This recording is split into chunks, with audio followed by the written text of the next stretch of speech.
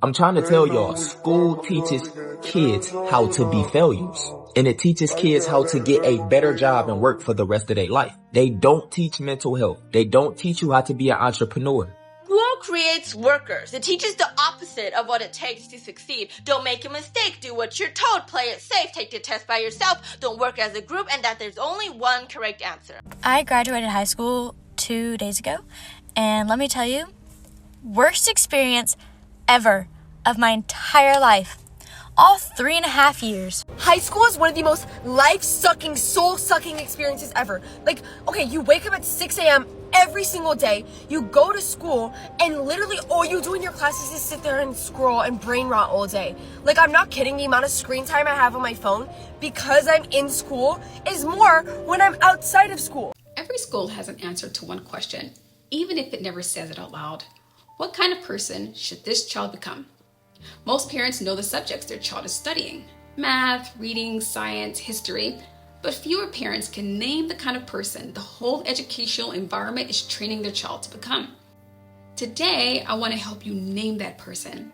Then I will give you a simple way to compare your goal with what your child's school or homeschool measures, models, rewards, and repeats. This question is becoming more visible because education leaders are trying to measure more than academic knowledge.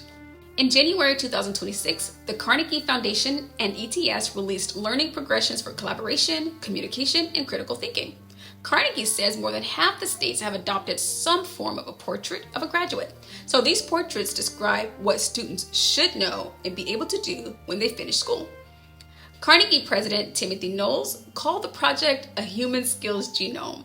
In plain language, they are trying to define these skills carefully so schools can teach them, measure them, and eventually place them in transcripts, learner records, assessments, curricula, and education technology.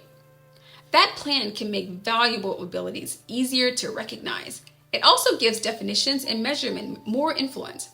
Once a quality appears in credentials and assessments, software, and school design, it can shape what institutions notice and invest in. That is a structural consequence, not proof of a hidden motive necessarily. Houston ISD offers a current example. Its 2 Future 2 schools are beginning in the 2026 to 2027 school year. The district says students will develop values-based judgment, moral reasoning, empathy, collaboration, and leadership alongside their core academics. Those are not bad goals. Collaboration matters. Clear communication matters. Critical thinking matters. Moral reasoning matters. But useful abilities do not answer the whole question. They tell us what a child may be able to do. They do not tell us what the child should love, or whom the child should serve, or what vision of the good life those abilities should advance. So here's my first point. Every educational model carries a picture of the successful person. That is true in a public school, a private school, a Christian school, and a homeschool. No setting is exempt. A homeschool can prize wisdom and still drift into performance. A Christian school can teach scripture and still reward status. A public school can be limited in its moral framework and still cultivate genuine responsibility, courage, and service. So this is not a school sector contest. It is a discernment question.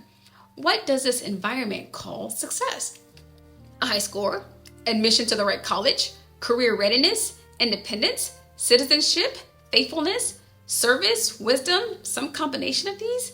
The answer matters because of a capability is directed toward an end.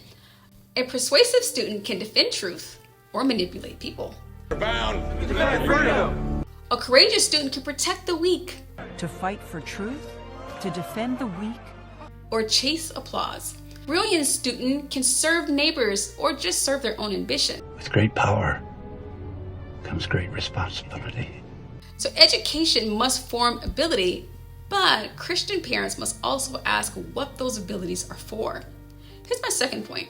An educational environment makes this picture of success visible in 4 main places: what it measures, what it models, what it rewards, and what it repeats. Measurement tells children this is what counts. Modeling shows them what respected adults are like. Reward tells them what earns attention and honor. And repetition turns occasional messages into habits and concrete expectations. So these signals do not have to come from one coordinated plan. A funder may support research, an assessment organization may build a measurement, a district may change a schedule, A teacher may model patience. A peer group may reward something completely different. The child experiences those influences together, not as separate organizational charts. This does not prove a secret agenda. It does describe how institutions make priorities concrete. Tests, schedules, credentials, technology, platforms, teacher behavior, family expectations, and peer culture can all carry those priorities. Different children may receive, resist, or reinterpret them in different ways. Still, formation beyond test scores is not imaginary. Economist C. Carabro Jackson and his colleagues studied Chicago public high schools. They found that schools differed in their estimated effects on students' self-reported social and emotional development. Those measurements are also information about later outcomes beyond test scores. So that study does not tell us which moral vision is best. It comes from one school system. It uses its own self-reports and it depends on statistical modeling, but it supports a careful point. Schools can affect more than academic scores, and those differences can matter later. Parents already seem to understand this. In a 2025 Ed Choice and Morning Consult online survey of 1,304 school parents, 65% called responsibility extremely important for schools to emphasize. 64% said respect. 60% said honesty. The survey used a non-probability sample, so it should not be treated as a measure of every parent, but it shows that many parents are asking schools to help form character, not only competence. The Christian question goes deeper than a list of desirable skills. In Luke chapter 6, Jesus speaks about blind guides, teachers, judgment, and fruit. In that setting, he says, everyone, when fully trained, will be like the teacher. That verse is not a command to choose one modern school. It is a formation principle. Teaching is not only the transfer of information, the learner is also being shaped by the guide, the example, the practices, and the fruit of the life being presented. So for Christian parents, maturity cannot mean usefulness alone. We want children who tell the truth when lying would benefit them. Sorry I lied, Mom. Children who use strength to serve. Children who can think clearly without becoming proud. Children who can work hard without making achievement their identity. Children who love God and their neighbor, accept responsibility, practice courage, receive correction, and remain faithful when applause disappears. That is a richer picture of success. Skills belong inside it. They do not replace it. So here's the practical step. Complete a 3-part becoming profile for your child. First, name the person. Finish this sentence. By God's grace, we want our child to become someone who...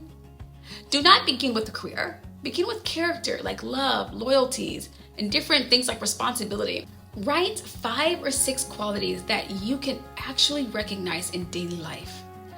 Make the qualities observable. Instead of writing only kind, write he notices the lonely person and moves toward them. Instead of responsibility, write he completes a duty even when no reward is offered. Clear language helps your family practice the goal instead of merely admiring it. Second, compare the environment. Ask what the school or homeschool measures, models, rewards, and repeats. Look for what is good. Where do you see honesty, curiosity, service, disciplined work, courage, compassion, or wise independence? Then name what is missing, confused, or working against that goal. Third, decide what home and church must reinforce, interpret, or correct. You may reinforce a teacher's excellent standard of responsibility. You may interpret a message about success by reminding your child that achievement is a stewardship, not an identity. You may correct a peer norm that treats kindness as weakness. Choose one response, not necessarily 10. Have one conversation. Change one repeated practice.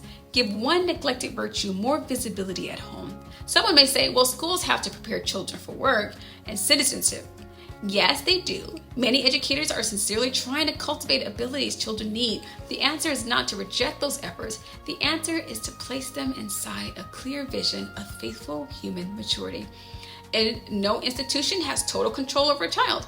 Family structure, parental presence, church, community, economics, trauma, peers, and personal choice all interact. So parents are not powerless. Children are not machines. Formation can be reinforced, resisted, reinterpreted, and corrected. So do not only ask, what can my child do? Ask, who is my child being trained to become, and whom will those abilities serve? Download the Becoming Profile and complete it this week. Name the goal, compare the environment, Then choose one faithful response, because education is always forming someone. Christian stewardship begins when we name who we are praying that someone will actually become.